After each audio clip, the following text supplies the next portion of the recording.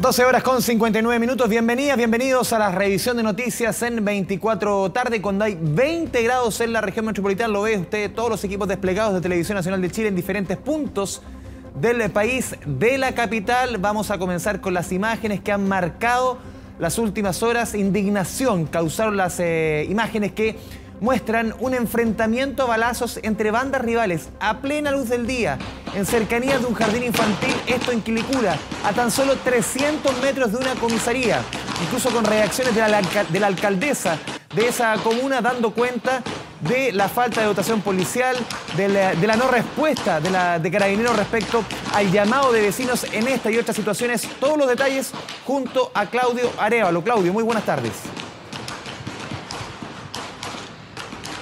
¿Qué tal, Andrés? ¿Cómo te va? Muy buenas tardes. Diversas reacciones ha tenido lo que tú comentabas, este video que se hizo viral y donde se ve un enfrentamiento entre dos bandas rivales acá en la comuna de Quilicura, específicamente en el límite entre la población Valle de la Luna, y también Parinacota, y muy cerca de un jardín infantil, algo que ha generado, por supuesto, la indignación de vecinos, pero también de autoridades de todo nivel que, por supuesto, rechazan esta situación. De hecho, fueron las tías, las profesoras de este establecimiento de educación parvularia, las que llamaron a Carabineros, pusieron la alerta para que finalmente llegaran efectivos policiales, y durante la tarde de este día martes se generara la detención de 3 personas, 2 chilenos y 1 peruano, los 3 con antecedentes, y durante este miércoles van a pasar audiencia de formalización por la ley de control de armas. Ya te decía, tenían antecedentes por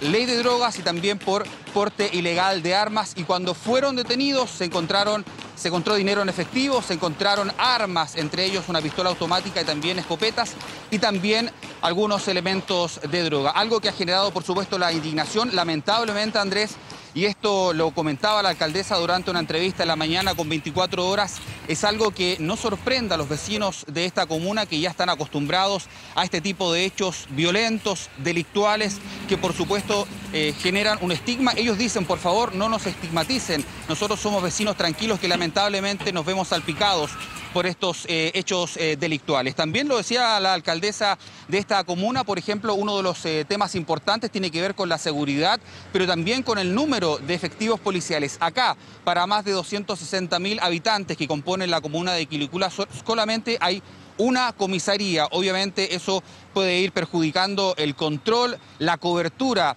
y también la prevención de algún tipo de delito en esta comuna, que lamentablemente se ha visto afectada en las últimas semanas y en realidad durante los últimos años por distintos hechos delictuales y hechos violentos que lamentablemente marcan la jornada de este día martes. Escuchemos, por ejemplo, aquí qué pasa con los vecinos, que yo te decía, lamentablemente se ven estigmatizados, en el día a día tienen temor de circular por las calles, y por ejemplo conversábamos con algunos vecinos y madres, por ejemplo, que van a dejar a sus hijos e hijas a distintos establecimientos educacionales con el temor, con el miedo real de poder ser víctimas de este tipo de incidentes que vimos en este video impactante que circuló durante el mediodía de este día martes. Escuchemos declaraciones de los vecinos que hablan obviamente del temor y lamentablemente de que este tipo de hechos no son nuevos en la comuna de Quilicura.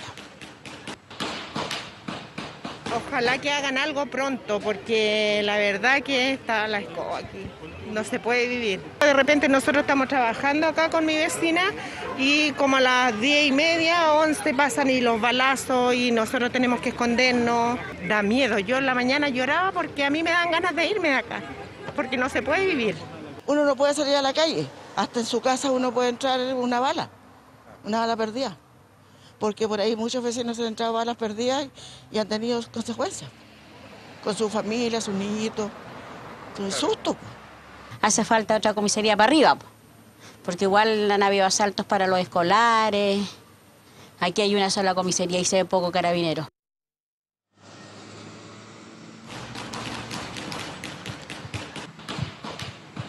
Bien, ahí estaban las declaraciones de las vecinas, obviamente impactadas. amenazadas por este tipo de hechos de violencia que ya lo vimos durante este día martes, se hizo viral.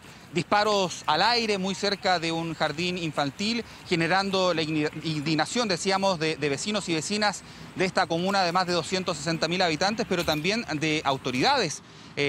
Por ejemplo, habló también la subsecretaria de Educación Parvularia, reconociendo obviamente de que este tipo de hechos no puede afectar el normal circulamiento, la entrada de los niños a los establecimientos para tener sus clases, pese a que fue a solamente 300 metros este hecho, este intercambio de disparos entre las dos bandas rivales. Y también fue sumamente interesante la entrevista que dio la alcaldesa de esta comuna 24 horas durante la mañana, que se refirió justamente a la falta de efectivos policiales, considerando de que solamente hay una comisaría.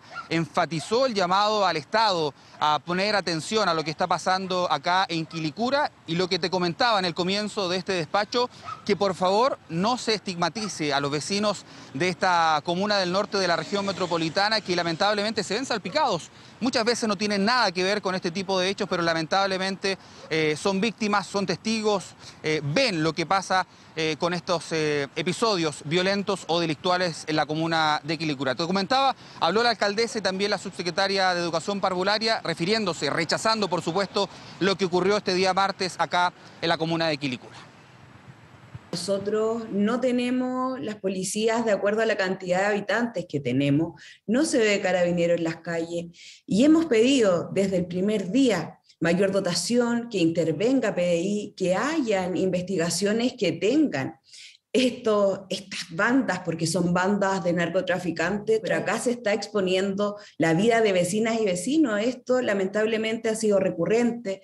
Además también se pone en riesgo, la vida de niños y niñas. Los carabineros no llega a las llamadas del AI los vecinos cuando hay asalto o hay este tipo de enfrentamiento, lo cual nos tiene muy preocupados. Manifestar mi solidaridad con toda la comunidad educativa de ese jardín infantil, que son hechos de violencia que no queremos que estén cerca los niños y niñas y su familia y por cierto el equipo educativo. Todos estos jardines infantiles que tienen estas situaciones de violencia alrededor tienen una mesa de trabajo de seguridad con el mismo municipio, y se activan protocolos para poder resguardar la seguridad de todos los integrantes de la comunidad educativa. Según la investigación, Andrés, la investigación policial, por supuesto, finalmente este fue un enfrentamiento entre dos bandas que ya tenían antecedentes, una de la población Parinacotra, la otra de este Valle de la Luna, que ya se conocían y que intercambiaron disparos. Respecto a lo que comentaba la alcaldesa, algo sumamente interesante, respecto a que no circulan carabineros en estas poblaciones donde ocurrió el hecho. Fíjate que hay un reportaje de CIPER que también habla de que no solamente no hay una falta de cobertura policial, sino que también muchas veces los servicios básicos no llegan hasta estas zonas rojas de la capital. Hablamos de energía eléctrica, agua, incluso los deliveries que no llegan hasta estas zonas, obviamente generando problemas de conexión con el resto de la región metropolitana, y que lamentablemente termina en estos hechos que afortunadamente, Andrés, dentro de todo lo negativo que significa, no terminó con lesionados lo que ocurrió este martes al mediodía acá en Quilicura. Sí, respecto a lo de Quilicura y al grave problema de seguridad que hay en el país, más adelante en 24 tarde, Claudio, estaremos conversando con el subsecretario de Prevención del Delito, Eduardo Vergara. Claudio Arevalo, muchas gracias por la información. Buenas tardes. Seguimos con otros temas. Encapuchados armados intimidaron a los cuidadores de un centro turístico y quemaron 5 cabañas, un automóvil y un camión. Esto en la comuna de Victoria, región de la Araucanía. En el lugar se encontraron pancartas alusivas a los denominados presos políticos mapuche. Desde la Araucanía nos informa Ricardo Campos. Ricardo, buenas tardes. Sí, ¿qué tal? ¿Cómo le va a todos? Muy buenas tardes. Vamos de inmediato a revisar las imágenes. Son videos grabados en la madrugada en la ruta que une la comuna de Victoria con Curacautín, kilómetro 3 exactamente, donde se encuentra ubicado este centro turístico. Es la parcela Mary's Lane, ubicada en este punto, en la región de la Araucanía, en la macrozona sur del país, donde ocurre este ataque incendiario. Son videos registrados, captados por los teléfonos celulares de quienes estaban a esa hora de la madrugada y quienes fueron víctimas de este ataque incendiario perpetrado por al menos un grupo de 5 a 6 individuos encapuchados, quienes portando armas largas arribaron a este punto para intimidar además a las personas civiles que estaban al interior durmiendo en una de las cabañas aledañas a este predio, que es la cabaña donde estaban los cuidadores de la parcela. 5 cabañas turísticas fueron quemadas, también la recepción resultó completamente incendiada producto del fuego generado por los individuos encapuchados, quienes portando, reitero, armas largas obligaron a los dueños a lanzarse al suelo, los intimidaron y luego procedieron a quemar las 5 cabañas, un camión y también un vehículo que estaba apostado a un costado de la casa, una de las casas que no quemaron, donde estaban durmiendo todas las personas, los cuidadores, el cuidador, su señora, su hija y además un pequeño niño de solo 8 años de edad.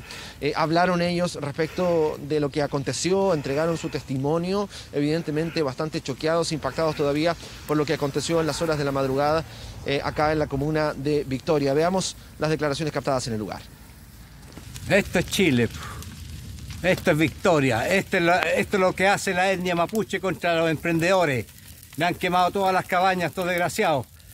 Gracias a Dios no hubo desgracias personales, pero estuvieron a punto de matar al administrador y su familia que está en la recepción. Fue caótico, más por mi hijo que estaba adentro, súper violento, al suelo, con las pistolas y escopeta, porque eran armas largas, apuntando todo el rato. Entonces fue bien fuerte toda la experiencia que vivimos anoche. Muy violento, muy violento. Ellos no escuchan, no razonan nada. Yo creo que fue maldad porque ya tenían todas las cabañas incendiadas y después vieron el camión y era como, ay, aquí hay un camión, después, ay, aquí hay un auto. Ellos son muy violentos, ellos no piensan en uno, no piensan en niños, nada, porque ayer le hablábamos y ellos no entienden, no razonan. Existían 5 cabañas que se encontraban consumidas en su totalidad por acción del fuego, asimismo un camión 3/4 que se encontraba consumido el fuego en la cabina y un vehículo particular que se encontraba quemado en su interior. En el lugar fue encontrado además un panfleto alusivo a la causa mapuche. Todo está siendo periciado por el Laboratorio de Criminalística de Carabineros. Incluso hasta esta hora de la tarde todavía había presencia policial apostada en el sitio del suceso, en el kilómetro 13 que une la comuna de Victoria con Curacautín, en la parcela Mary's Lane, donde este grupo de encapuchados arribó en horas de la madrugada para incendiar estas 5 cabañas en una pérdida millonaria, evidentemente, para los dueños, para los propietarios de este centro turístico que fue víctima de este ataque incendiario acá en la macrozona sur del país. Ricardo Campos, muchas gracias por la información. Buenas tardes. Volvemos a la capital. Un carabinero de Franco frustró el robo contra un conductor que se encontraba cargando combustible. Esto en la comuna de Maipú. Tras el hecho, uno de los delincuentes fue detenido, mientras que su acompañante logró darse la fuga. Fabián Collao nos cuenta más sobre esta y otras informaciones policiales de esta jornada. Fabián, buenas tardes. Muy buenas tardes, Andrés. Y fíjese que este delito pasa desapercibido, pero es uno de los que tiene mayor preponderancia en los servicentros de la región metropolitana fundamentalmente.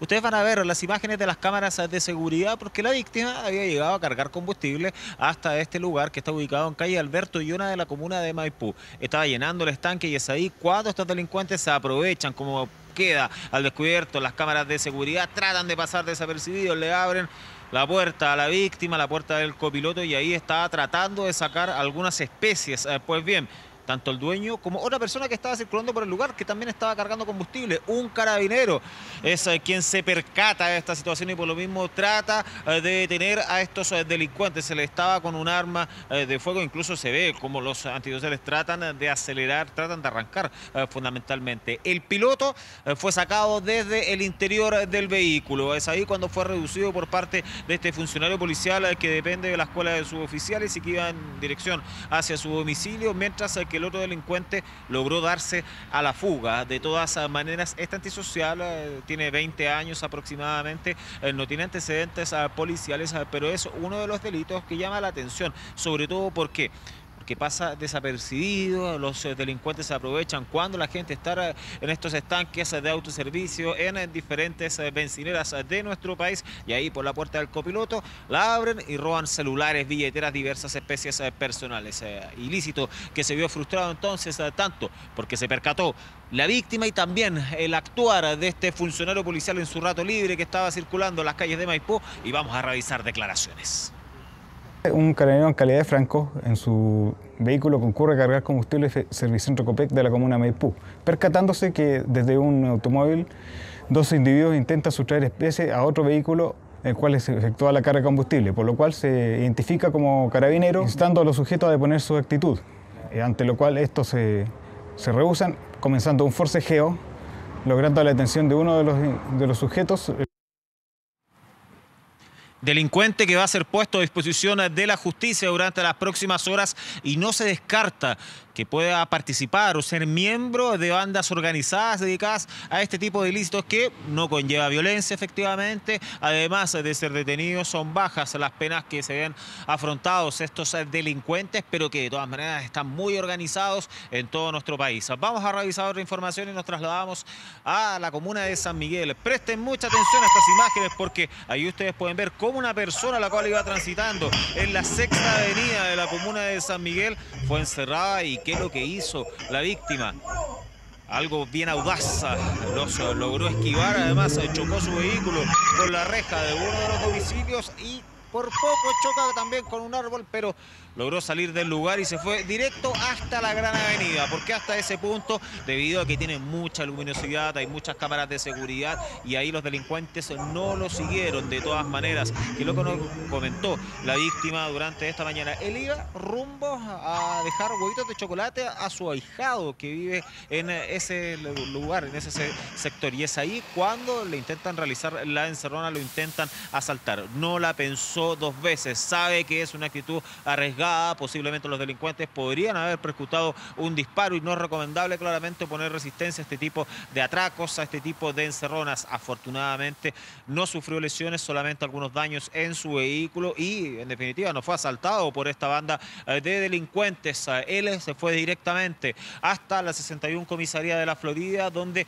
interpuso la denuncia respectiva y por lo mismo Carabineros está realizando diversas diligencias con el fin de poder encontrar a los responsables. No se sabe si cuando la víctima arrancó comenzaron a seguirlos. Él se tuvo que detener en algún minuto luego de fugarse del actuar de los delincuentes debido a la convulsión que generaba todo este caso de poder ver un pequeño espacio para poder zafar de la delincuencia y es así como logró escapar. Vamos a revisar mayores antecedentes en voz de testigos, también el protagonista de esta historia y Carabineros. ¿Por qué fue ahí, po? Y él se mete ahí en la esquina como en el pilar de cemento, se nota que ya que con el nerviosismo me imagino, pero de todas formas igual reaccionó. Sí, se metió aquí, choca ahí y sale por acá, porque justo acá había un auto del vecino. Y como te digo, dobla aquí en la esquina con la cuarta y llega como hasta departamental. Se para un auto delante mío y lo único que pensé fue por dónde salir primero. No sé si es lo mejor, no sé si es lo más adecuado, lo correcto. Un auto no te vale una vida, pero tampoco, siempre he dicho que no hay que hacérsela fácil a esta gente. Y tuve oportunidad, tuve iniciativa y salí y me metí a la vereda, choqué, le hice un raspón al auto contra una pared, pero después aceleré y los perdí. Transitaba un vehículo particular, el cual fue interceptado por un segundo vehículo, desde el cual descienden 3 sujetos premonidos con armas de fuego, quienes intimidaron al conductor del segundo vehículo, el cual, al verse amenazado, huye por sobre la acera, evitando la sustracción de su móvil. Bueno, entonces, situación que está siendo analizada por parte de Carabineros de la comuna de San Miguel, los cuales están a cargo de toda la investigación de rigor con el fin de poder encontrar a los responsables. Por todas las avenidas y transversales que son muy conocidas en el sector sur de la región metropolitana, han ocurrido diversas encerronas y portonazos que hemos estado reporteando durante este año. Por lo mismo, no se descarta que se pueda tratar de bandas organizadas dedicadas especialmente a ese sector que se conoce por ser muy residencial y de muchas casas. Vamos a revisar otra información que ha ocurrido durante las últimas horas. Un violento asalto en contra de una joven, la cual estaba en su casa, siente algunos ruidos cerca de las 11 de la noche aproximadamente. Se trataba de una banda de 7 delincuentes, los cuales rompieron el barrote de la reja perimetral y accedieron a ella inmediatamente. La golpearon, la tiraron al piso, además patadas con la empuñadura de la pistola, etcétera. La obligaron a ingresar hasta el interior de su casa, siempre contra la pared, para que no viera el actuar de los delincuentes. Y además, algo que llamó la atención, todo esto al interior de esta vivienda que está ubicada en calle Niño Jesús de la comuna de Maipú. Los delincuentes les pedían droga, dónde estaba la droga y diferentes tipos de estos estupefacientes. Pero ella decía, yo no tengo absolutamente nada que ver, no sé, yo vivo hace 3 meses acá. Pues bien, se trataba de una mexicana, entre comillas, frustrada. ¿Por qué? Entre comillas, frustrada, ya que ella vivía hace 3 meses y anteriormente esta casa había sido tomada por un grupo de traficantes, según lo que tenemos entendido, y por lo mismo costó mucho sacarlos del lugar. Todos sabemos los problemas judiciales que conlleva aquello. Y bueno, ella quiso arrendar esta propiedad hace 3 meses y estaba viviendo en el lugar. Lamentablemente ahora se quiere ir, obviamente luego de lo vivido durante las últimas horas. Le robaron un computador que es de un alto valor comercial y que es fundamental para su trabajo, además de otras especies personales, y le dejaron todo desordenado. Trabajadora de nuestro canal, trabajadora de Televisión Nacional, que estaba en su día libre y que, claro, con su computador realiza su labor propia, su labor diaria fundamental, y que ahora, en definitiva, no lo tiene y que está entregando aquellos antecedentes ante Carabineros. Incluso ella había sido trasladada hasta el Hospital El Carmen de la comuna de Maipú, donde fue muy lenta la atención, según lo que nos comentó, ya que tenía diversas lesiones en su cabeza, le suturaron rápidamente y la derivaron hasta su domicilio. Carabineros está realizando toda la investigación de rigor. Durante esta jornada estuvo en el lugar con el fin de poder realizar mayores peritajes. De hecho, algo fundamental es el sistema GPS, sistema de georreferenciación que mantiene este MacBook de un alto valor comercial, la cual sigue siendo rastreado por parte de la víctima. Vamos a revisar declaraciones en voz de Natalia, a quien lamentablemente tuvo que protagonizar este caso, y también en voz de Carabineros. Y entraron como 7 personas súper violentos con armas apuntándome al tiro, y lo primero que hice fue gritar porque aquí se escucha todo, y mis vecinos, no salió nadie, me tomaron del pelo, me empezaron a pegar patadas adentro, me intentaron amarrar, me pegaron en la cabeza, porque fue cosa de segundos, ya cuando salí a ver, ya me tenían adentro, hasta aquí llegué. No tenía nada más en mi cabeza yo. Se recepcionó una denuncia por robo con violencia al interior de un domicilio particular en la comuna de Maipú, en donde aproximadamente 7 sujetos hacen ingreso al domicilio premunidos con armas de fuego, intimidando a las víctimas, sustrayendo diversas especies desde el interior de este. La CIP de la 25 comisaría se encuentra realizando diligencias tendientes a dar con el paradero de los sujetos. Se están analizando cámaras de seguridad en el entorno de la calle Niño Jesús para poder ver el escape de estos delincuentes que dejaron muy herida a Natalia, la cual tuvo que ser derivada en su momento hacia un recinto asistencial. Afortunadamente se encuentra en mejores condiciones de salud, pero choqueada a raíz de lo vivido. Solamente se quiere ir de aquella casa de la calle Niño Jesús, y obviamente se lo dimos personalmente y reiteramos los saludos y el abrazo a nuestra trabajadora de TVN que vivió estos minutos terribles ahí en su propio domicilio de la comuna de Maipú, Andrés. Sí, un abrazo a nuestra compañera de labores, como tú decías, Natalia, compañera aquí en TVN. Muchas gracias, Fabián. Nos vemos. Revisamos otras informaciones de la jornada, revisamos ahora información política. El diputado independiente de la bancada demócrata cristiana, Felipe Caamaño, aseguró esta mañana que el ministro de Hacienda felicitó al grupo parlamentario por haber rechazado los retiros de fondos de pensiones, incluyendo la iniciativa del Ejecutivo. Kevin Filgueras nos entrega más detalles, Kevin, de una información que acaba de ser negada desde Hacienda. Kevin, buenas tardes.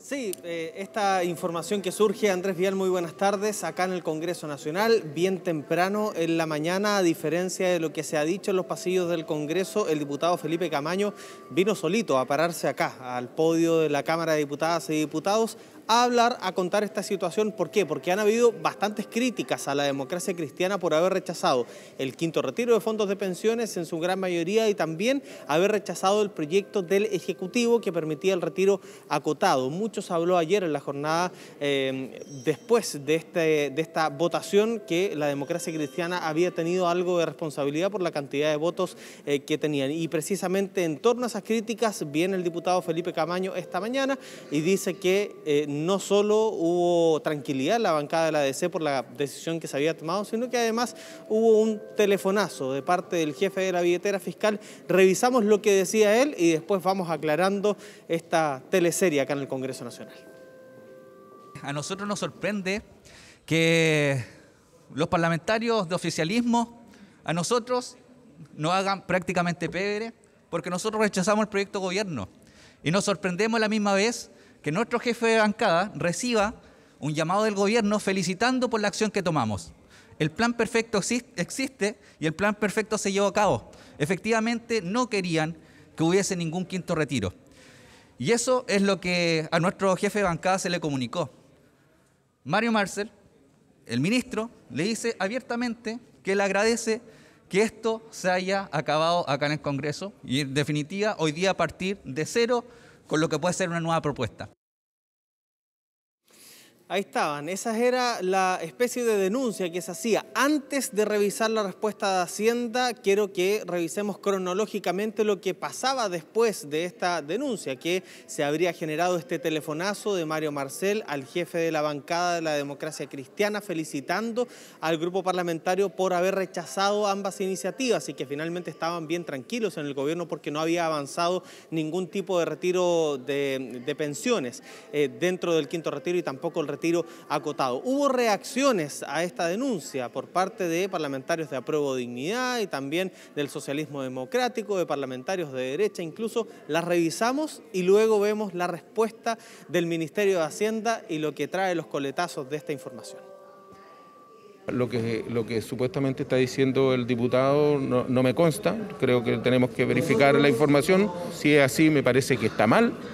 Si ese es el mensaje en realidad en el fondo que dijo que le había felicitado porque rechazaron los dos proyectos, creo que no corresponde. El gobierno, bueno, se abrió una posibilidad de acuerdo a lo que nosotros le manifestamos, o sea, de no rechazar así a seca, sino que habría una posibilidad para la gente que estaba pidiendo el retiro para los fines en que se hizo el proyecto. Presentaron un proyecto malo de la noche a la mañana porque su esperanza era que se rechazara. ¿Se dan cuenta los chilenos de cómo actúa este gobierno? Ni Maquiavelo se atrevió tanto, ni Maquiavelo al escribir sus libros pensó que Chile algún día tendría un gobierno de esta magnitud, de esta hipocresía, de esta mentira, de cómo se juega con las miles de esperanzas de los chilenos.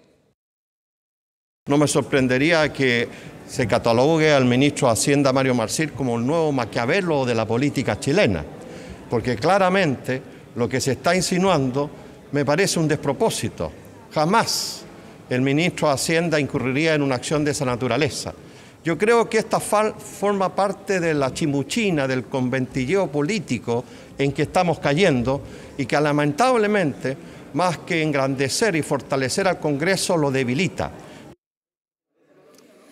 Ya pues, chimuchina política, eso es lo que decía el diputado Jaime Naranjo. Y ahora vamos con la explicación certera, qué es lo que en verdad pasó. Y vamos descartando primero algunos actores. Felipe Camaño dijo personalmente que había habido un telefonazo del ministro de Hacienda al jefe de la bancada de la Democracia Cristiana. Hubo un comunicado del Ministerio de Hacienda desde Teatinos 120 donde en 6 puntos se descarta absolutamente que haya existido esa conversación. En el punto 6, si me centro en esto, se dice desde el Ministerio de Hacienda se hace un llamado a mantener la responsabilidad y altura de miras en la discusión, enfocándose en los temas que realmente importan, como las reformas estructurales que requiere la economía para mejorar la calidad de vida de los chilenos. Insisto, es un comunicado de 6 puntos, este es el último, donde se descarta alguna conversación del ministro de Hacienda a través de teléfono, donde se hubiese felicitado al jefe de la bancada de diputados de la Democracia Cristiana. Pero no solo nos quedamos ahí, el propio Eric Aedo, jefe del grupo parlamentario, el que habría recibido este telefonazo, lo descartó. Dijo que el diputado Camaño se confundió, pero entramos al tema de fondo. Dijo que sí, había funcionarios de gobierno que personalmente le mostraron su tranquilidad porque se habían rechazado el quinto retiro y el proyecto del gobierno. Revisamos sus palabras. Conversé con Felipe Camaño recién, que es colega de bancada, y Felipe tuvo una confusión. No llamó el ministro Marcel al jefe de la bancada de la Democracia Cristiana. Yo eso lo quiero aclarar. Esto no se trata del ministro Marcel. Lo que sí sucedió, y lo comenté ayer en la red, es que personas de gobierno, porque eso sí sucedió, personas de gobierno hablaron conmigo para expresarme el alivio respecto que los dos proyectos de retiro no se hubiesen aprobado. Eso sí sucedió. Me imagino que usted en su casa, mientras almuerza, se pregunta qué personas de gobierno llamaron o conversaron con el jefe de la bancada de la Democracia Cristiana. Fue la pregunta que hicimos acá. No dejamos de hacer esa pregunta. La preguntamos no una, 4 veces. Y el diputado Eric Aedo decidió no responder esa pregunta. Dijo que primero lo iba a conversar con el propio gobierno del presidente Gabriel Boric y que solamente dejaría anunciado esto, que había por personas que son parte del gobierno que estaban tranquilas, felices, contentas de que se hayan caído el 5º retiro y el proyecto enviado por el Ejecutivo, que era este retiro acotado. Y ahí entramos al tema de fondo, a estas consecuencias políticas que hay después de este rechazo, porque han pasado casi 48 horas y todavía no se presenta una alternativa, todavía no se decide si se va a insistir o no en el Senado, todavía no se habla, por ejemplo, del tema de las pensiones de alimentos. Y se lo consultamos a la presidenta de la Comisión de Constitución y jefa de bancada del Partido Comunista, Carol Cariola,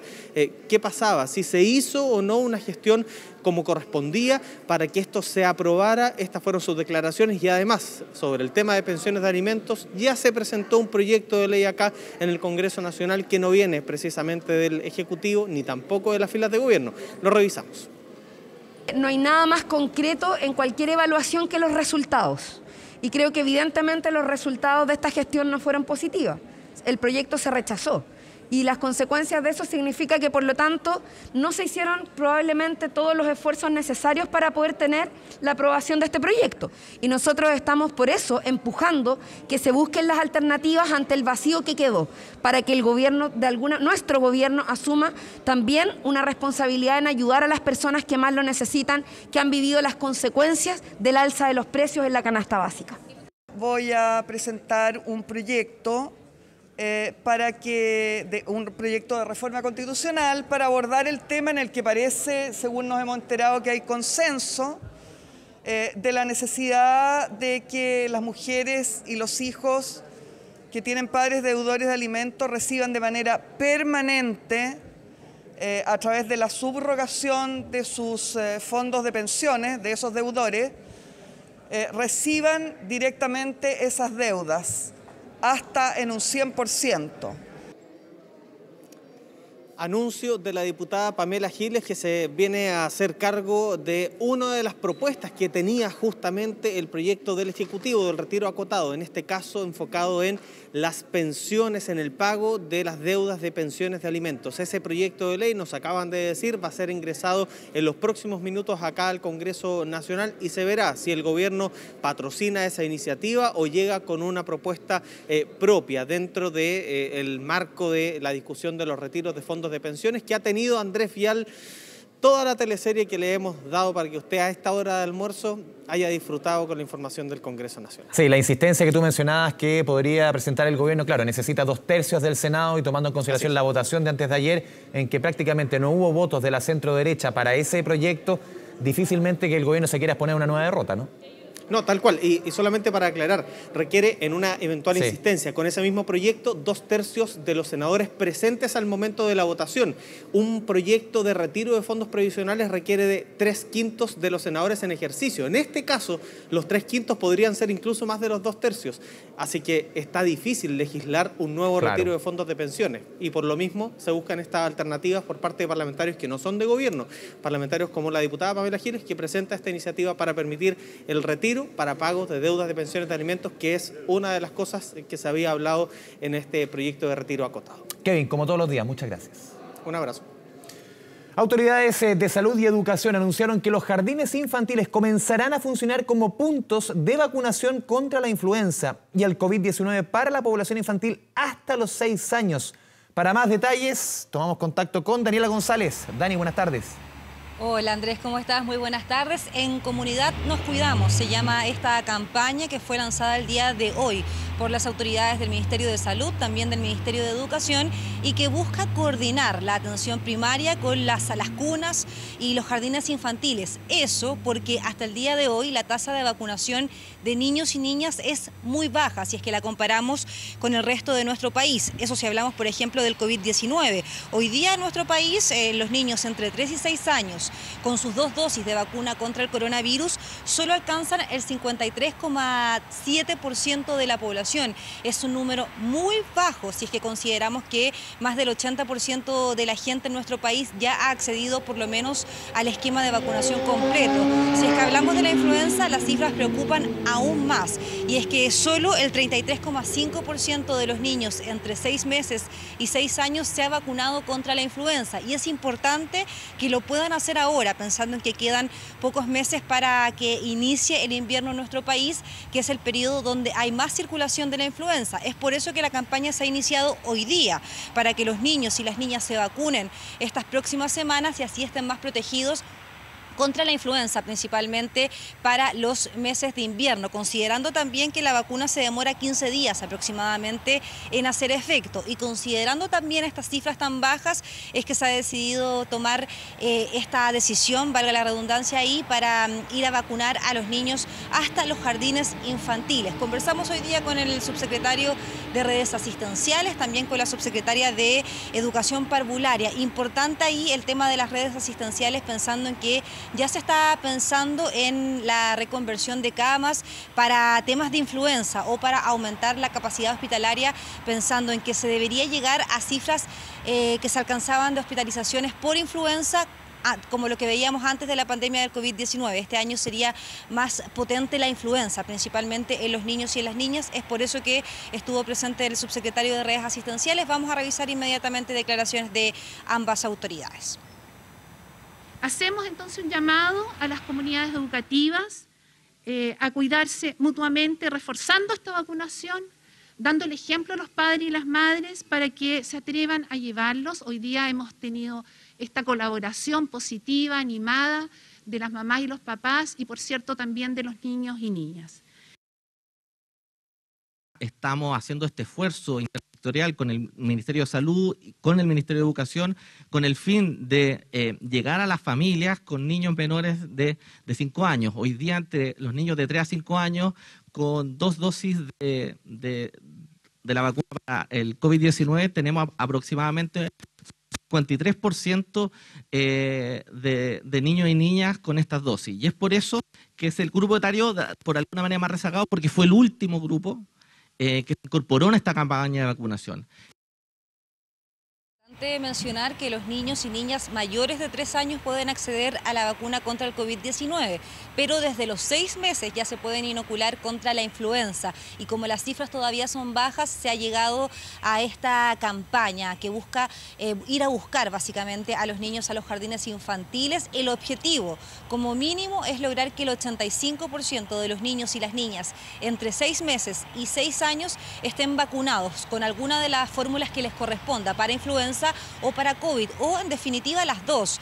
De hecho, algunos menores de edad se pueden vacunar las 2 inoculaciones en el mismo día para, por supuesto, estar más protegidos contra el coronavirus, también contra la influenza y el resto de los virus que circulan en nuestro país, principalmente en los meses de invierno. Los papás, la verdad es que valoraban esta decisión, pensando en que se ahorran un tiempo considerable de ir al consultorio o de ir a algún centro de salud donde hay que hacer filas, mucha más espera. Para ellos es mucho más fácil que vayan a vacunar a los niños, a sus hijos, hasta el propio jardín infantil. Hoy día estuvimos presentes en el jardín infantil Ofelia Rebeco. Allí varios pequeñitos se pudieron vacunar contra la influenza, principalmente porque estuvimos en una sala cuna. Todavía no cumplían la edad para poder acceder a la vacuna contra el coronavirus. Conversamos con los padres y ellos nos contaban ahí sus apreciaciones respecto a esta campaña que busca reforzar e inmunizar, por supuesto, a los niños de cara al invierno. Revisamos esas declaraciones. Es súper beneficioso para nosotros, para los papás y las mamás que trabajamos, porque muchas veces no nos calzan los tiempos para poder llevarlos a vacunar, así que siempre se agradece este tipo de instancias. Apoyamos sobre todo que se realice la vacunación de este tipo de la influenza en este caso, así que estamos súper agradecidos acá con el jardín, con las tías, el ambiente acá es súper bueno y hemos tenido muy buena recepción. Súper buena la iniciativa, la encuentro igual como entretenida porque ellos ven que vacunan a todos los niños, entonces igual eso es súper entretenido para ellos. ¿Se empieza como a normalizar, a acostumbrar de chiquitito? Sí, de chiquitito igual él, por ejemplo, ya está como normalizado con eso desde bebé, pero igual ayuda más a los otros niños que no lo están.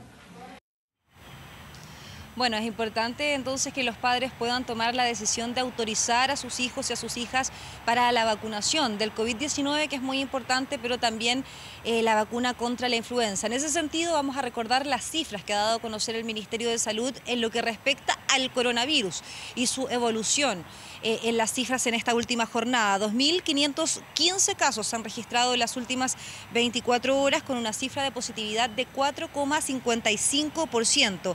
Lamentablemente 8 personas han fallecido y bueno, ya en nuestro país se registra un total de más de 57.000 personas fallecidas a causa del COVID-19. Sin embargo, las cifras son alentadoras, son mucho mejores a las que veíamos hace algunos meses y todo tiene relación con la campaña de vacunación que va avanzando con la cuarta dosis para los mayores de edad. Recordémoslos que se hayan inoculado su primera dosis de refuerzo hasta el 31 de octubre, pero ahora el foco de las autoridades, por lo menos en esta jornada, está puesto en los niños y en las niñas, que lamentablemente tienen una tasa de vacunación muy baja. Con el esquema completo de la vacuna de COVID-19, solo el 53% de los menores de edad están vacunados y la cifra preocupa aún más si hablamos de la influenza, Andrés, porque solo el 33% de los niños ha accedido a esta vacunación. Falta mucho para llegar por lo menos al 80%. Sí, cuán importante el tema de la influenza, y me imagino que fue tema, Dani, en la pauta, porque se han adelantado muchos de los virus estacionales que normalmente entraban muy tarde. Con esto del COVID, realmente esa estacionalidad se ha ido desordenando. Te hablo, por ejemplo, del adenovirus, también del virus sincicial, respiratorio sincicial. Me imagino que eso también es preocupación de la autoridad, ¿no? Claro que sí, es por eso que se ha llevado a cabo esta campaña. La han adelantado, de hecho, pensando en que estas campañas comenzaban a pocos días del invierno, ahora mucho antes, pensando en el tiempo en que tienen que estar protegidos los niños y las niñas, y también por las cifras que están muy bajas respecto a años anteriores y porque han aparecido más virus. El virus sincicial era uno de los focos ahí que ponía el subsecretario de Redes Asistenciales, rotavirus, una infinidad de virus que lamentablemente han vuelto, pensando en que los niños retornaron al jardín después de mucho tiempo que estuvieron en cuarentena, así que eso también es un factor importante. Daniela González, muchas gracias. Buenas tardes. Nos vemos, buenas tardes. Y la Villa Jaime Izaguirre, esto en la comuna de Macul, cuenta con una nueva farmacia popular. Se espera que el servicio beneficie a más de 30.000 personas. Dani Linares con todos los detalles. Don Dani, muy buenas tardes. Sí, y es la segunda farmacia de estas características, se instala en la comuna de Macul. Estamos junto a su alcalde, Gonzalo Montoya, para conversar prácticamente de este punto. Se acerca de alguna manera precios distintos, ¿no? Lo que se ve en cadena a los vecinos, en este caso aquí en la población de Izaguirre. Bueno, sí, buenas tardes a todos los que están viéndonos en este momento. Efectivamente, estamos inaugurando la segunda farmacia comunal en la comuna de Macul y para nosotros es un tremendo avance, ya que entendemos que sobre todo en estos tiempos, en donde el costo de la vida está aumentando de manera importante, poder acercar a sectores donde no hay ninguna farmacia, como es la población de la Villa Jaime Izaguirre en la comuna de Macul, poder acercar precisamente medicamentos, insumos y ayudas técnicas a precio justo, nos parece que es parte importante que podemos hacer desde las instancias municipales. Así que estamos realmente contentos, también agradecidos, porque nuestra comunidad ha tomado muy bien. Esta farmacia lleva ya alrededor de un mes y medio en marcha blanca y créanme que ha tenido un número importante de ventas en poco tiempo. Por lo tanto, ahora que la estamos inaugurando ya con tiempo completo, incluso la atención los días sábados, vamos a tener sin duda un número importante, aún mayor, de vecinos y vecinas que van a acercarse sin duda a comprar sus medicamentos y ayudas técnicas a esta farmacia. Alcalde, ya hay una experiencia en este modelo, es el segundo local que se abre estas características. ¿Cómo ha ido funcionando aquello, entendiendo que también esta asociación de municipios que tienen farmacias han presentado algunas inconsistencias económicas, por ejemplo, en algunos municipios? ¿Eso afecta, por ejemplo, el presupuesto de hoy del comuna de Macul? Sí, es importante aclarar que la Asociación Chilena de Farmacias Populares es una de las instituciones a las cuales estamos asociados, pero que nos provee, digamos, algunos medicamentos y algunos insumos.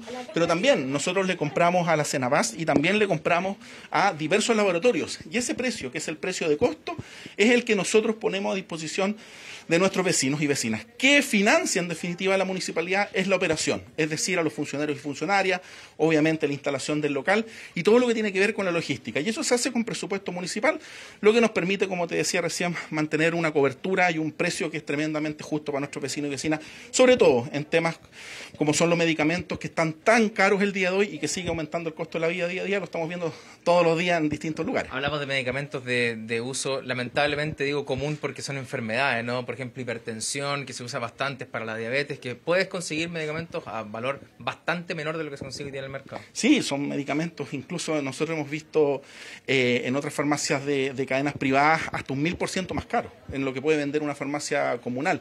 Por lo tanto, para nosotros esto es acercar un poco la justicia, ¿no es cierto? Sobre todo adultos mayores que muchas veces no tienen los medios para comprar estos medicamentos, no tienen los medios incluso para desplazarse. Tener una farmacia aquí, en una villa tan popular como en la villa Jaime Izaguirre, que esperamos no solamente atienda a vecinos de Macul, hacer un convenio a lo mejor con la comuna de Ñuñoa para que los vecinos que están cerquita también puedan ir a comprar, ¿no es cierto?, a esta farmacia. Eso nos llena de orgullo y nos pone también en un objetivo de poder incluso tener una tercera farmacia en un tiempo más. Alcalde, sentémonos un poquito en este nombre, ¿no? Sí. Porque claro, usted quizás lo habrá escuchado durante el proceso de pandemia, el doctor Alexis Kalergi, que ha sido importantísimo en el trabajo de las vacunas, por ejemplo, a través de la Universidad Católica, el Instituto Milenio, también ha sido homenajeado con el nombre de esta farmacia. Sí, bueno, el doctor Kalergi es un doctor conocido mundialmente, ¿no es cierto?, no solamente por lo que ha hecho en la pandemia de coronavirus, sino también la vacuna contra el virus sincicial y una serie de, ¿no es cierto?, acciones que ha tomado desde el punto de vista científico.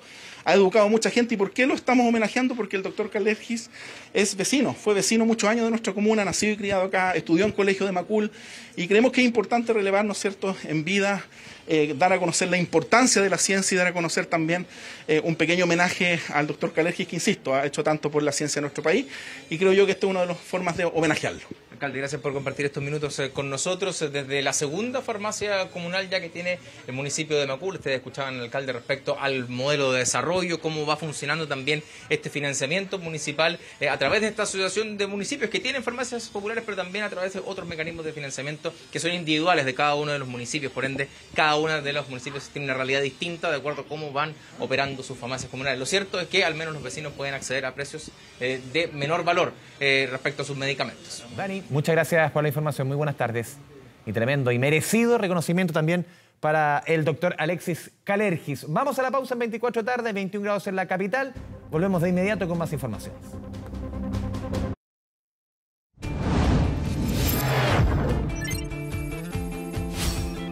Internacional. Revisamos la información del mundo más relevante de este miércoles 20 de abril junto a Andrea Aguilar aquí en el estudio. Andrea, buenas tardes. ¿Cómo estás, Andrés? Muy buenas tardes. Partimos con este anuncio que hace Rusia y que sorprende con imágenes de un misil balístico intercontinental. Esto pasa, Andrés, en medio de la guerra de Ucrania y se trata de un misil Sarmat, que es una nueva adición al arsenal nuclear que tiene Rusia. Son imágenes que han sido publicadas justamente por el Kremlin y en donde se muestra también al presidente Vladimir Putin mientras los militares le informaban el lanzamiento desde el noroeste del país. Esto además, recordemos que el Sarmat es un nuevo misil balístico intercontinental que es pesado, que espera que Rusia despliegue con 10 o más ojivas en cada misil y según el Servicio de Investigación del Congreso de Estados Unidos ha estado desarrollando esto durante años, pero llega en un momento de extrema tensión geopolítica. Obviamente estamos hablando del conflicto en Ucrania. Repasemos justamente parte de la advertencia que hace el presidente ruso después de haber lanzado este misil intercontinental. Esta arma, verdaderamente única, fortalecerá el potencial de combate de nuestras Fuerzas Armadas, garantizará de manera confiable la seguridad de Rusia contra amenazas externas y hará reflexionar a aquellos que, al calor de una retórica frenéticamente agresiva, intentan amenazar a nuestro país. Una advertencia que lanza Rusia entonces, en donde dice, y ellos ya habían dicho, Andrés, en otras oportunidades, que iban a usar energía nuclear en el caso de que se siguiera escalando el conflicto en otras partes. Vamos a revisar ahora lo que está sucediendo también en Mariupol, porque esta ciudad recibió el ultimátum de Rusia, es el segundo que le da para que efectivamente se rindan los militares. Es algo que al menos en el ánimo de los ucranianos todavía no se da, pero que hoy sí veíamos un angustioso llamado de ayuda. Debe ser de la ciudad o de las grandes ciudades, de las más importantes dentro de Ucrania, quizás la más golpeada en cuanto al golpe bélico ruso. ha sido quizás la más golpeada y principalmente porque es la más estratégica. Es esa ciudad la que le permitiría establecer el corredor terrestre por el que Rusia necesita llegar a Crimea, que es por donde inició prácticamente esta guerra, o al menos el argumento que daba Putin hace 2 meses atrás para iniciar este conflicto. Pero Mariupol, lejos de ceder, los militares han seguido resistiendo. Ha habido en las últimas horas una frágil ruta para evacuar a los civiles que continúan atrapados. Recordemos que son cerca de 100.000 civiles que todavía continúan en esta ciudad completamente asediado en unas condiciones infrahumanas, sin luz, sin ningún tipo de calefacción, en pleno invierno además. Y además hay que decir también que la evacuación hacia territorio controlado por Ucrania se produce luego de que las autoridades lograran este acuerdo preliminar con Rusia. Hay algunas conversaciones también que ha tenido el secretario de la ONU hoy durante esta jornada, tanto con el presidente Volodymyr Zelensky como con el presidente Vladimir Putin. Está empezando a tratar de gestionar una visita tanto en Kiev como en Moscú para empezar a tratar de bajar los ánimos cuando ya vamos a cumplir 2 meses de este conflicto. Repasemos parte de las declaraciones que entregaba uno de los comandantes que está resistiendo en Mariupol y que fue enviado de hecho a varios medios internacionales. Podría ser la última súplica de nuestras vidas. Probablemente nos enfrentamos a nuestros últimos días, si es que no horas. Las unidades del enemigo superan a las nuestras decenas de veces. Prevalecen en el aire, en la artillería, en las tropas terrestres, en las máquinas y en los tanques. Hacemos un llamado a los líderes mundiales para que nos ayuden. Recordemos además que la hora límite que había emitido Rusia para que las fuerzas ucranianas en Mariupol depusieran sus armas ya venció, sin señales de que los defensores se hayan rendido, con la posibilidad mínima de que se abra un corredor humanitario para que los civiles que quedan ahí y que están la mayoría de ellos refugiados en una planta que es metalúrgica, en unas condiciones realmente muy dramáticas, puedan efectivamente evacuar, y es al menos lo que han las expectativas que tiene también la comunidad internacional, poder sacar al menos 6.000 personas en algunos convoys de buses para poder evacuarlos hacia unas zonas más seguras. Seguimos hablando de Europa, pero vamos ahora a lo que va a suceder en las próximas horas en Francia, porque Emmanuel Macron y Marine Le Pen se van a medir en este último debate de cara a las elecciones que serán este domingo, el último cara a cara que van a tener ambos para poder convencer a sus indecisos, que juegan un papel fundamental a la hora de definir quién va a ser el próximo presidente de Francia, si va a ser finalmente Marine Le Pen, que se ha propuesto varias veces, varias campañas y todavía no le da para llegar a la presidencia, o si efectivamente Macron, como lo había dicho, podría repetir o ser reelecto este domingo. Faltan solamente 4 días de la segunda vuelta presidencial. La confrontación de 2 horas y media es el único enfrentamiento que va a tener directamente los candidatos. Ellos han estado en otros escenarios también, pero eso va a ser el primer cara a cara. En esta segunda vuelta, Andrea, se ha visto que Macron, por lo menos el presidente, haya hecho campaña, porque en la primera prácticamente no hizo campaña. Sus actividades oficiales eran de alguna forma su campaña. Lo que significó el conflicto en Ucrania fue su plataforma para ir sumando popularidad. En este caso, ¿uno ve a un presidente más activo electoralmente? Al menos sí, digamos, haciendo no mítines grandes de campaña como en otros momentos. Pero más activo. Pero sí más activo, sobre todo en redes sociales. De hecho, había una foto que había publicado en las últimas horas que había dado mucho de qué hablar, porque estaba como en una pose descamisados y como haciendo campaña. Decían todo el mundo que era una foto de campaña. Y sobre todo, recordemos además que es una tradición de las campañas presidenciales desde 1974, generar este tipo de debates para tratar de definir el voto de los indecisos. Y recordemos además que dadas las encuestas más recientes, le dan a Macron una ventaja de hasta 12 puntos antes de los comicios del domingo. Por eso Le Pen no quiere reproducir los mismos errores que sellaron su eventual derrota en el año 2017. Es un debate que va a comenzar en las 21 horas local en Francia, que serían las 3 de la tarde para nosotros acá. Obviamente vamos a estar bien pendientes de cómo va a ser este primer y último cara a cara entre Macron y Le Pen.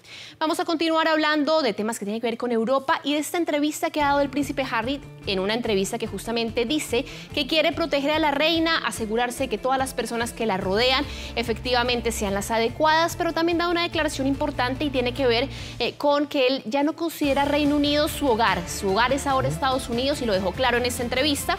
Después de la visita a su abuela junto a su esposa Meghan Markle, el príncipe Harry se refirió al encuentro durante una entrevista con el programa estadounidense Today Show.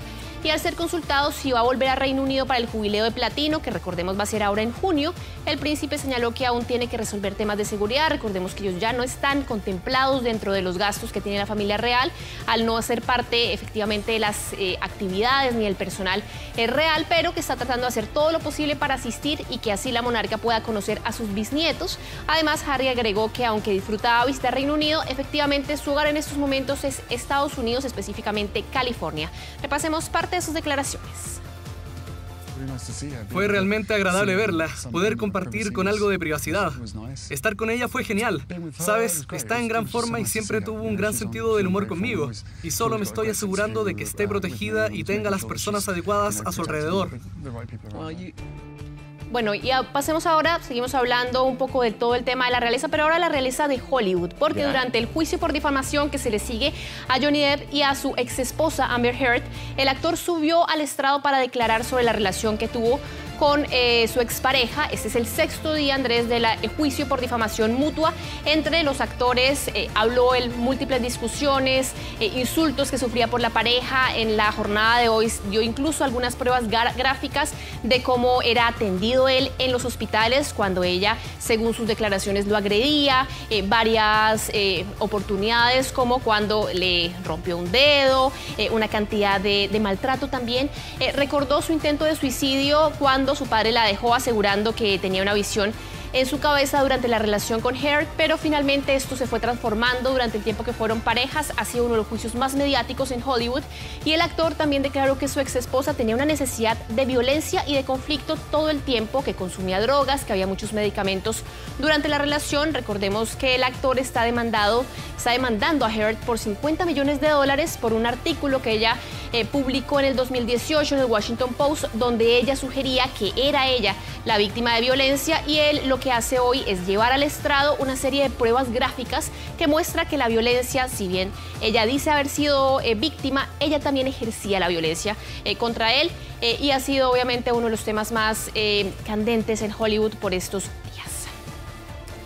Y revisemos ahora lo que está pasando en Shanghái, porque finalmente, después de semanas muy dramáticas en China, las autoridades de esta ciudad han permitido que 4 millones de personas abandonen este confinamiento. Se empiezan a relajar entonces las medidas después de haber podido controlar lo que fue este rebrote del COVID-19. Recordemos que desde el 28 de marzo la mayor parte de la población de la ciudad china había estado confinada en sus hogares, un aumento de las infecciones. Ahora, a más de 3 semanas del cierre total, comenzaron a flexibilizar por fin las medidas que habían sido muy estrictas, muy cuestionadas también por parte de la comunidad internacional, sobre todo por el desabastecimiento que se estaba viendo, no solamente de productos básicos, también de medicinas, y así 4 millones de habitantes van a poder salir entonces de sus hogares, moverse dentro de un área limitada, y se ha informado también que las fábricas y los negocios han reabierto. De esta manera hay un total de 12 de los 25 millones de residentes de la ciudad china que efectivamente ya pueden salir de sus casas. Recordemos también que Shanghái registró este miércoles 18.000 nuevos casos de coronavirus, suma en estos momentos 400.000 contagios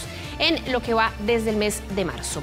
Y revisemos ahora unas imágenes impactantes que llegan desde España, porque la nieve cubrió por completo gran parte de este país europeo, bloqueó carreteras cuando el tiempo invernal regresó al país con la mayor nevada en abril en los últimos 20 años, y es por eso que la Agencia Meteorológica Estatal del país advirtió que la nieve cubrirá zonas montañosas en la mitad, en el norte de la península española. También los residentes de Madrid estaban sorprendidos, encantados obviamente por la cantidad de nieve en estos momentos del año, y aparte de eso hay hasta 33 carreteras que se han visto afectadas por esta nieve, principalmente en el norte y en el centro de España. Los expertos esperan que la tormenta abandone el país el día de mañana, aunque otra tormenta podría afectar la costa oeste de este país en los próximos días.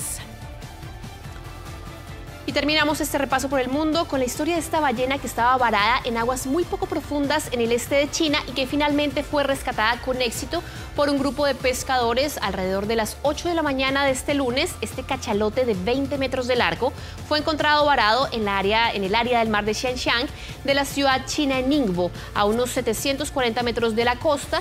Las autoridades pesqueras locales, junto con los mismos pescadores, pues organizaron toda una excursión, un primer intento para rescatar a este animal enorme, enviando 5 botes, pero habían fracasado porque era demasiado grande el cachalote.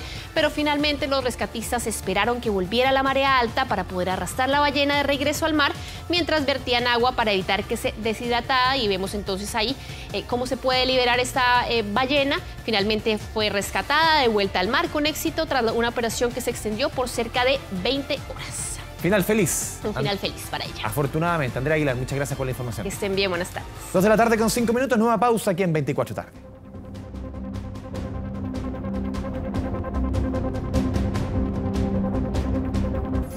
Preocupación sigue generando el aumento de delitos y balaceras a lo largo del país, como lo sucedido ayer en las afueras de un jardín infantil en la comuna de Quilicura. Para analizar este tema, conversamos hasta ahora en 24 tarde con el subsecretario de Prevención del Delito, Eduardo Vergara. Subsecretario, bienvenido a Canal 24 Horas TVN 24 tarde. ¿Cómo le va? Buenas tardes. Muy bien, gracias por la invitación. Subsecretario, a ver, hoy día usted hace unos instantes en entrevista con EMOL TV señaló: es el peor momento para la seguridad que ha vivido el país desde el retorno a la democracia. ¿Por qué? Porque las condiciones que determinan los niveles de criminalidad en este momento nos hablan particularmente de aumentos en delitos tan complejos como los homicidios. El aumento de los homicidios ha venido en aumento en los últimos años, pero particularmente ya el año 2020, en comparación al año anterior, se marca un antes y un después. Este es el momento país que estamos viviendo y creo que eso tiene que ir acompañado con entender que ya no podemos seguir haciendo diagnósticos, no podemos seguir tratando de explicar por qué pasan las cosas, sino que nuestra responsabilidad en este momento es operativizar soluciones, que el Estado esté presente donde más tiene que estar, pero por sobre todo que los recursos de seguridad estén en los barrios y territorios donde más se necesita. Constatar esto es constatar el momento también en que iniciamos nuestro trabajo desde el gobierno.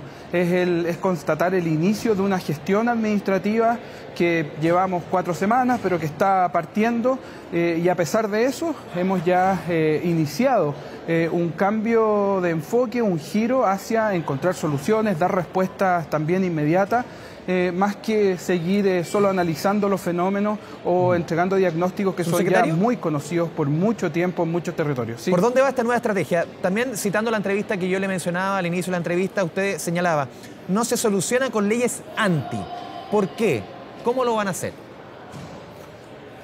A ver, lo que nos ocupa y la urgencia está puesta en respuestas operativas, en territorios que están clamando porque puedan ejercer su derecho a vivir en paz, barrios, poblaciones, regiones, donde la situación necesita hoy que el gobierno conduzca, pero además que asumamos que la responsabilidad, en este caso de la prevención del delito, la tenemos desde la Subsecretaría de Prevención, pero entender además que el desafío es tan complejo que no se puede esperar que lo solucione el gobierno por sí solo, ni los municipios por sí solos, ni tampoco el sector privado. Por eso mismo hemos dejado muy claro que parte de estas acciones operativas inmediatas que ya hemos implementado tienen que ver, por un lado, con la redistribución de policía y redistribución de recursos públicos para que estén donde más se les necesitan, como también que tenemos que optimizar la respuesta del sector privado y el sector productivo, que muchas veces demanda por medio de eventos masivos, partidos de fútbol o grandes aglomeraciones comerciales de recursos de seguridad.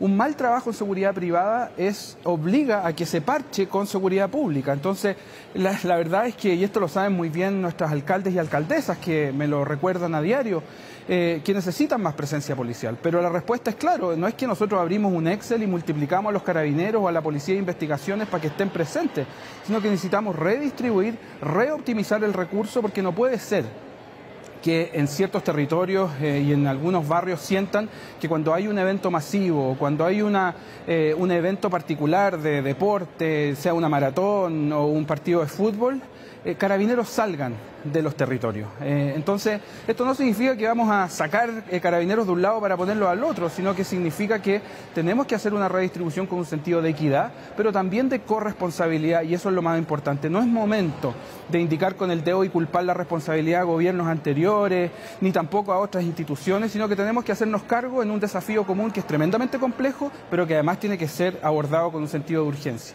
Sí, subsecretario, vamos a la situación que se vivió ayer en Quilicura. Usted mencionaba el tema de la redistribución de carabineros. En entrevista hoy en la mañana, la alcaldesa de Quilicura, con 24 horas, señaló varios puntos. Dice, solamente hay una comisaría para una comuna de más de 200.000 habitantes. Carabineros no llega cuando hay un asalto.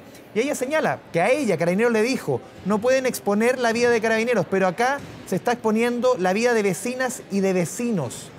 ¿Cómo ve usted, cómo analiza lo sucedido en Quilicura ayer? A ver, dos cosas. Primero, con el municipio de Quilicura y particularmente con la alcaldesa, venimos trabajando ya hace un tiempo, bueno, en este acotado momento que llevamos en este gobierno, y hemos estado presentes. De hecho, visité los territorios catalogados como los más complejos de la comuna, barrios donde claramente el Estado tiene que hacerse presente. Pero creo que al mismo tiempo tenemos que ser extremadamente claros y entender que el recurso policial, que es justamente lo que estábamos abordando hace un minuto atrás, ¿sí? No es un recurso ilimitado. Y tenemos que optimizar, tenemos que redistribuir, pero por sobre todo entender que necesitamos que muchos actores hagan un mejor trabajo, entre ellos, como les dije, el sector privado, como también los municipios.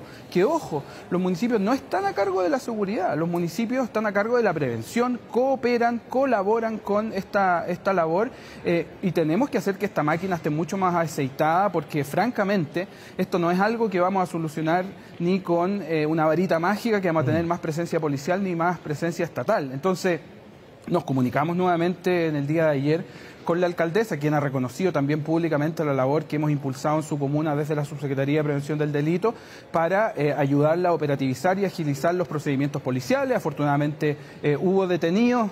¿Es suficiente que existan detenidos? No. A lo que tenemos que apuntar es que a que estos hechos simplemente no ocurran. Es prevenir el delito. Subsecretario, ¿cómo se entiende? Claro, usted no mencionaba, ustedes llevan 5 semanas en el gobierno, pero ¿cómo se entiende que una comuna con el nivel de vulnerabilidad, con la violencia que se ve muchas veces en Quilicura, con zonas, con poblaciones muy golpeadas por la delincuencia, por el narcotráfico, tenga una sola comisaría? Bueno, mira, este es un tema un poco más complejo. La verdad es que no se trata de tener más comisarías. De hecho, la comisaría como estructura demanda una serie de recursos policiales que no son necesariamente los que tienen que estar en el territorio. Lo que necesitamos tal vez es más operatividad y más policías en esa comisaría para que tengan mayor cobertura. No te olvides que además una comisaría tiene que ser administrada. Hay personal policial que no necesariamente está en terreno, pero tiene que estar a cargo de una comisaría. Entonces, esos son diálogos y conversaciones urgentes que estamos teniendo con los municipios, porque tenemos que cambiar la lógica en que buscamos soluciones.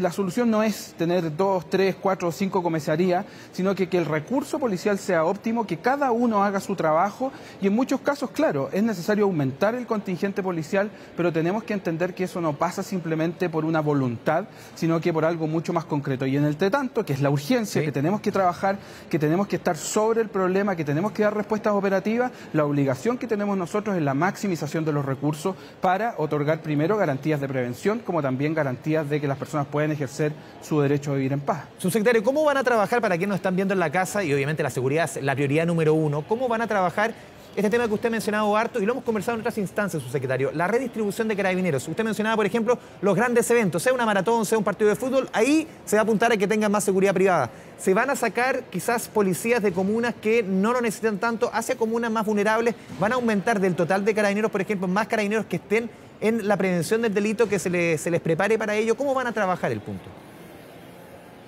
Lo primero tiene que ver con la labor de seguridad privada, y efectivamente lo que necesitamos es elevar el estándar, es que se hagan las fiscalizaciones necesarias, que nos aseguremos que quienes organizan eventos privados estén cumpliendo la ley, estén cumpliendo los estándares mínimos de los guardias, las empresas de guardias que contratan, porque optimizar la seguridad privada significa permitir un respiro a la demanda de seguridad pública que desde nuestro punto de vista tiene que estar en los territorios donde más se necesitan. Nuestro proceso de redistribución ya comenzó, hemos trabajado, ya hemos tenido diferentes sesiones de trabajo con Carabineros, con la Policía de Investigaciones, con un consejo consultivo, pero por sobre todo con los alcaldes. El día de mañana, muy temprano, nos vamos a reunir en un cónclave de seguridad que lo han llamado en la comuna de Puente Alto, con 12 alcaldes de la zona sur, con el Ministerio Público, con Carabineros y la Policía de Investigaciones, porque además estamos comprometidos a abordar el diseño de la redistribución policial con quienes más saben de las necesidades territoriales, que son los alcaldes y alcaldesas. Entonces, es en esta lógica que además no tenemos que olvidar que el gobierno lleva adelante un proceso de reforma a las policías que tiene mucho que ver con el espíritu de la igualdad, con el espíritu de la eficiencia, pero por sobre todo de que contemos policías que están presentes donde tienen que estar, porque muy bien lo sabes tú y quienes nos están escuchando, muchas veces la única cara visible del Estado para muchas personas, o el único contacto directo y permanente que tiene con el Estado. Todas y todos quienes habitan en este espacio nacional compartido, algunas veces solo se limita al contacto con las policías. Entonces, no nos olvidemos que la policía es también la cara del Estado y tenemos que seguir en este proceso que ya se inició del gobierno anterior, que ya lo inició Carabineros de Chile, además, en cuanto a reforma, que sea un proceso que nos permita que los recursos estén donde tienen que estar. Sí, subsecretario, ¿qué información maneja usted respecto también a esta información que surgió ayer, este decomiso de armamento que venía desde Argentina hacia nuestro país? 2.000 balas, 17 cargadores, 11 pistolas, un kit para transformar estas pistolas en fusiles automáticos. ¿Hacia dónde iban esas armas? ¿Cuál era el destino? ¿Qué información maneja usted respecto a esto? Porque tiene relación justamente con todo lo que estamos conversando.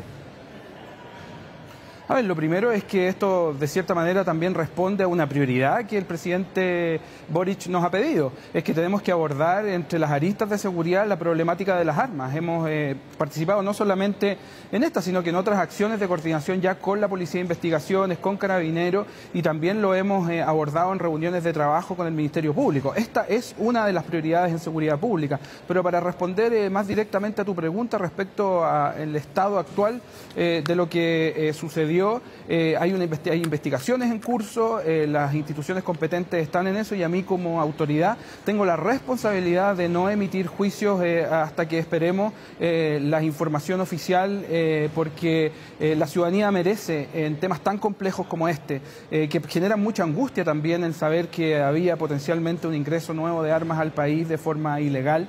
Que las respuestas que nosotros demos sean certeras y que no se transformen en un sobreabuso tampoco de los diagnósticos, sino que entreguemos soluciones concretas y operativas para entregar mayor tranquilidad a los barrios y territorios de este país. Eduardo Vergara, subsecretario de Prevención del Delito, le agradecemos este espacio con 24 tarde. Muy buenas tardes. Muchas gracias.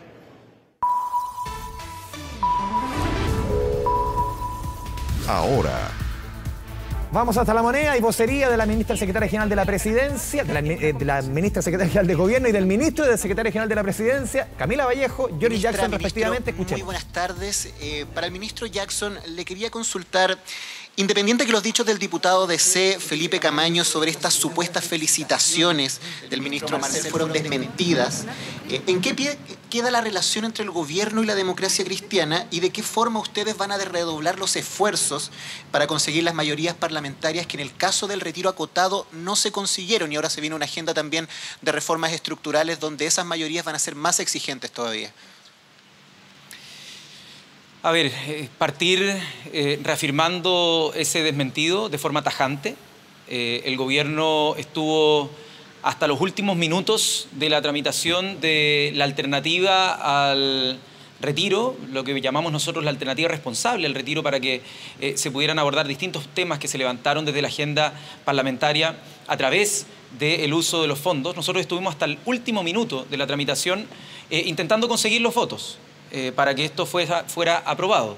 Esto no se dio así, es de conocimiento de todas las personas. Ayer sostuvimos también una reunión con senadores y senadoras para ver qué alternativas teníamos para poder avanzar en ciertas materias que nos van a seguir preocupando. El seguro de cesantía que estaba en este proyecto es algo prioritario dentro de las medidas de Chile Apoya. Queremos proteger de mejor manera, con menores requisitos para acceder al seguro de cesantía y con mejores tasas de reemplazo y mejores límites de montos para que las personas que por alguna u otra razón pierden su fuente de trabajo puedan tener un seguro desde el mismo seguro colectivo, que en este caso es el seguro de cesantía. Y en materia, como lo dijo la ministra, en materia de pensiones de alimentos es algo que no vamos a descansar como gobierno hasta proponer una alternativa que tenga los votos en el Congreso y que nos permita decirle a esas decenas de miles o a veces cientos de miles de mujeres que a cargo de su familia, de los niños, niñas y adolescentes, ven muchas veces imposibilitada la justa manutención que deben recibir de los padres. Así que eso es un compromiso que tenemos como gobierno. Vamos a explorar todas las alternativas que estén a nuestro alcance para poder cumplir con eso. Y en el caso particular de la relación que se pueda tener con una bancada específica, en este caso con la Democracia Cristiana, me he comunicado hoy tanto con su jefe de bancada, quien me aclaró que acá evidentemente no sucedieron las cosas tal como las dijo el diputado Camaño, pero al mismo tiempo nosotros vamos a sostener desde la presidencia acá en La Moneda reuniones tanto con la mesa que asume en la presidencia de la Democracia Cristiana, como también con la bancada de senadores y senadoras, que era una reunión que todavía estaba pendiente, así que esperamos en esas reuniones poder conversar con ellos y ellas, como lo hemos hecho también con todas las bancadas, en este caso para la tramitación de este proyecto alternativo del Quinto Retiro, con quienes tuvimos un diálogo que, si bien por la premura de los tiempos, quizás no tuvo los espacios suficientes para generar los consensos, en todos los proyectos de reforma que son más estructurales, en las que estamos pensando, hay un espacio para un diálogo prelegislativo que esperamos rinda frutos. Escuchábamos al ministro Giorgio Jackson, a la ministra Camila Vallejo en esta vocería en el Palacio de La Moneda. Seguimos revisando otras informaciones de la jornada. El Pleno de la Convención Constitucional aprobó una serie de derechos sociales, entre ellos el derecho a la salud, el cual consagra la creación de un sistema nacional de carácter público y universal. Valentina Reyes nos entrega todos los detalles, Vale, de una semana fundamental, de aquellas vertebrales en la discusión de la Convención. Vale, buenas tardes.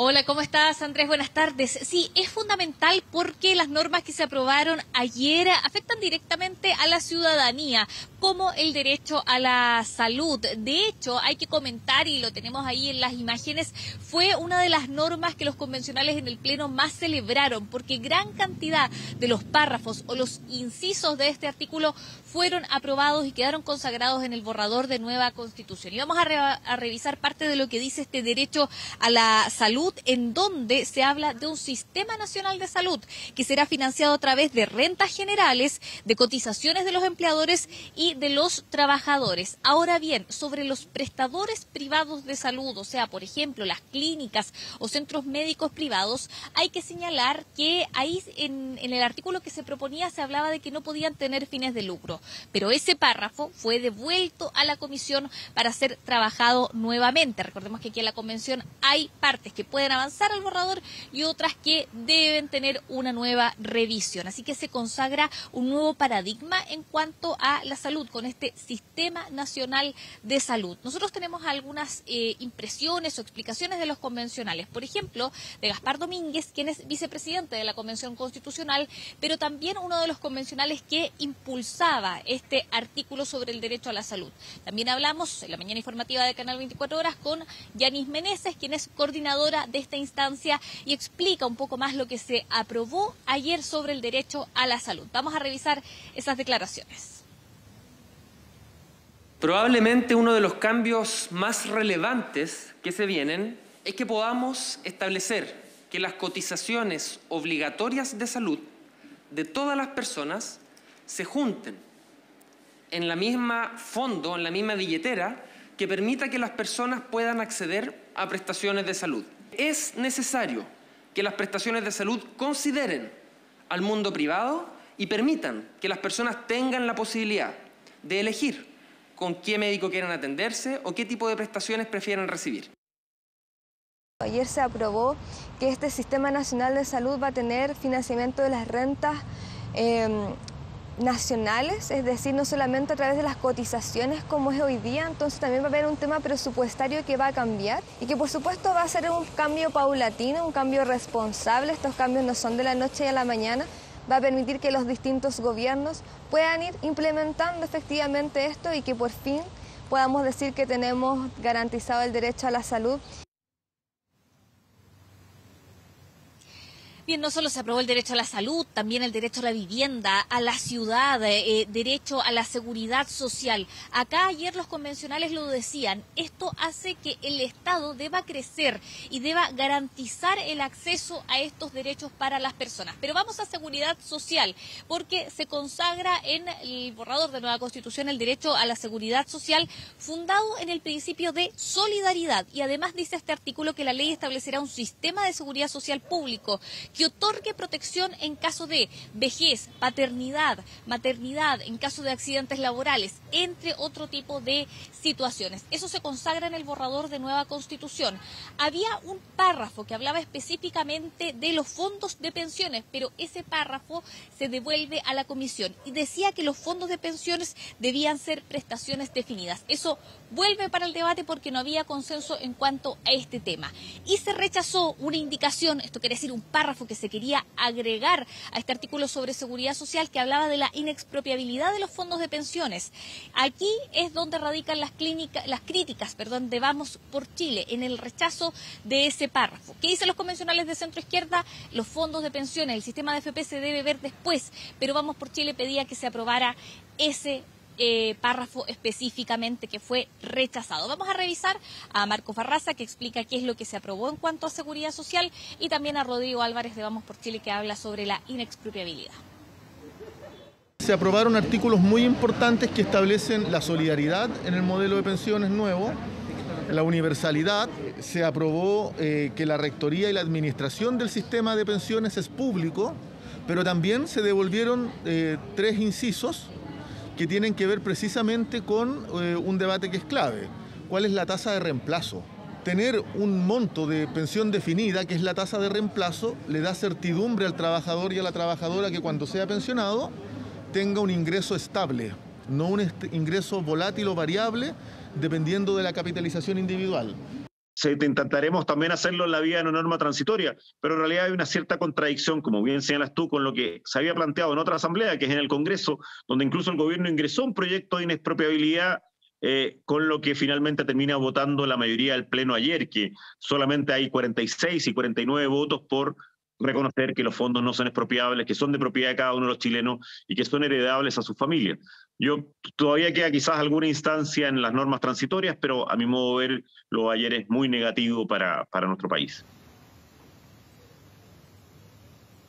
Bueno, lo decía hace poco el ministro Jackson, hay convencionales que señalan que la inexpropiabilidad de fondos todavía podría ser debatido al interior de la Convención Constitucional. No se ha cerrado el debate, lo cierto es que hay 16 nuevos artículos sobre derechos sociales en el borrador de nueva Constitución. Valentina Reyes, muchas gracias por la información, muy buenas tardes. Son las 2 de la tarde con 33 minutos, nos vamos a una nueva pausa en 24 tardes.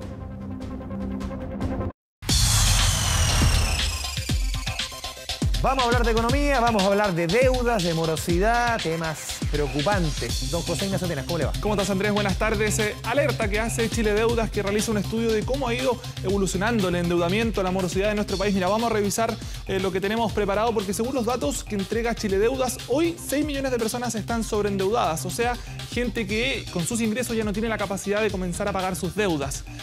De estas 6 millones de personas advierten que un 25%, lo vemos en el siguiente espacio, podrían caer en morosidad. Uno de cada 4. Uno de cada 4 podría caer en morosidad de estos 6 millones de personas. Es decir, que luego que vence una cuota impaga, ya comienzan a caer en este concepto de morosidad. ¿Cuánto significa este 25%? 1,5 millones de personas que serían potenciales morosos de aquí a fin de año. Esa es la alerta que realizan. Sí, me acordé ayer de la encuesta que entregó la Universidad Católica respecto al empleo, que también hacen la pregunta del ingreso y prácticamente el 20% de la población sencillamente no pudo costear el último mes los gastos del hogar. Justamente, mira, vamos a seguir avanzando en lo que vemos porque ahí más adelante tenemos datos de lo que también entregan. De lo que te hablaba primero, de 1,5 millones de potenciales morosos. Lo vemos en el siguiente espacio, ya un 80% está generando ingresos mensuales insuficientes. O sea, no le está dando abasto para pagar, la bicicleta, por ejemplo, no está dando. No está dando. Y esto potenciaría lo que te decía en el siguiente espacio, 5,6 millones de potenciales morosos. Una cifra inédita. Nunca antes ha llegado a esta cifra. ¿Y en qué está gastando? Y ahí tiene que ver con lo que mencionabas tú, Andrés. Lo vemos en el siguiente espacio que tenemos. Mira, un 50% de las personas que contestaron esta encuesta están ocupando créditos para pagar bienes básicos. Esto es un problema no menor, Nacho, porque cuando las personas, tú lo dices cualquier economista, cualquier especialista en finanzas personales, cuando las personas se están endeudando para comer, para pagar cuentas, estamos en un serio problema. Exacto, es porque la situación es bastante preocupante. Lo hemos visto, el costo de la vida que se ha disparado en el último tiempo. No solamente para esto, también están, por ejemplo, un 30% de las personas dice para el gasto de arriendo, o sea, para un lugar donde uno está viviendo. Y en el último espacio ya son 20% que tiene que ver con gastos personales. ¿A quiénes está afectando? ¿En qué tramo etario más o menos está afectando más? Lo vemos en la siguiente gráfica que preparamos, porque llama bastante la atención los dos primeros espacios, sobre todo, que tenemos. Mira, primero un 40%. Refresquemos la gráfica. Ahí está. Un 40% entre 30 y 45 años. Y mira quién lo sigue. 25% personas 60 años. Digamos también acá, Nacho, que aquí está el grueso de la masa laboral en nuestro país. Exacto. Por eso también está... Y los jubilados, muchos de ellos también que están dentro de esta negativa cifra, diría yo, de lo difícil que está haciendo costear. Ya comienza a bajar un poco más aquellos entre 46 y 59 años y tan solo un 15% quienes quizás están comenzando en el mercado laboral. Comenzando, no debiesen estar en este momento. Deberían estar con mejores ingresos, pero la situación es bastante preocupante. Le consultamos justamente a quienes realizaron este estudio sobre el impacto que está teniendo el costo de la vida en las deudas. Los invito a escuchar. En este grupo, que se acerca al 1,5 millones de personas, el 80% tiene actividades que le generan ingresos mensuales, pero no son suficientes para cubrir sus deudas. De este modo, si es que cayeran en morosidad durante los próximos meses, la población nacional con incumplimientos financieros podría superar los 5.600.000 personas, es decir, una cifra inédita. Decíamos ahí, Andrés, una cifra inédita, 5,6 millones de personas morosas. Mañana se entrega datos más generales, lo que tiene que ver con la Universidad San Sebastián, y Equifax. Así que a estar muy atentos, Andrés. Nacho Tena, muchas gracias por la información. Que esté muy bien. Buenas tardes, nos vemos. Deportes. Cambian el equipo, ¿cuál compañeros de colegio? Una despedida muy cálida, los vemos. Menos mal le vamos a contar a la gente lo que hicimos. Don Sergio Pinto, por favor. Primero que todo, madure. Lo segundo, no madure. Siempre es bueno. No, somos grandes amigos con José Ignacio. Sí, ya, se notó. Sí. Ya. Vamos a hablar de... primero vamos a hablar de Diego Armando Maradona.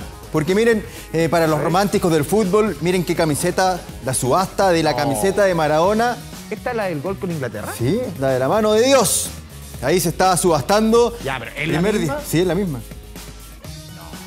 No, ¿cuánto pagarías tú por esta camiseta? Yo pagaría todo. No sé si tanto. Bueno, es que hay que ver igual cuánto van a ofrecer. Esta venta se realiza por internet. Está abierta hasta el 4 de mayo. Y hay un precio... Sí, que estaba expuesta en el Museo Nacional de Fútbol de Manchester. Ya. O sea, está en Inglaterra la camiseta. Suena extraño que los ingleses... ¿Quién la habrá dejado ahí? Buena pregunta, mira. No creo que Maradona, no sé. Hay una primera oferta de 5,2 millones de dólares. Ya, estamos hablando, si lo traducimos hoy día a plata chilena, 4.300 millones de pesos. Eso es para partir. Sí, o sea, no puedes comprar ni siquiera nada, una manga. Nada, ni la insignia, nada. Estamos lejos de eso, pero... No, y es la primera oferta. La etiqueta la puedo comprar. Tampoco. Hasta el 4 de mayo, yo les decía que va a estar abierta esta subasta y es solamente la primera oferta. Qué notable. Es la primera oferta de esta camiseta que tanta historia tiene, que tanto dolor, por decirlo de alguna manera, entre comillas, le causó a los ingleses, pero la tienen ahí como recuerdo del Mundial del 86, Mundial donde, recordarán ustedes, Maradona fue genio y figura, fue campeón Argentina por segunda vez en su historia. Miren, y tenemos declaraciones sobre esta subasta de la camiseta histórica de Diego Armando Maradona. Pudimos comprobar que esta es la camiseta genuina del segundo tiempo, gracias a una variedad de factores. Primero observamos la procedencia. Obviamente provino de Steve Hodge, quien le pasó el balón a Maradona en la jugada de la mano de Dios. Luego se almacenó en un museo, pero lo más importante, llevamos a cabo un proceso llamado combinación de fotos, que es cuando miras la camiseta con detalles realmente microscópicos, incluso examinando hilos individuales y grupos de tela, comparándolos con fotos del partido.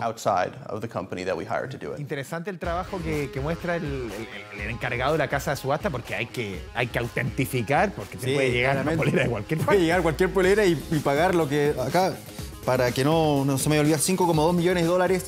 El récord en camisetas lo tiene un jugador de Estados Unidos, para que no se me olvide el nombre, 5,6 millones de dólares, un jugador de béisbol, Babe Ruth, que fue en el año 2019.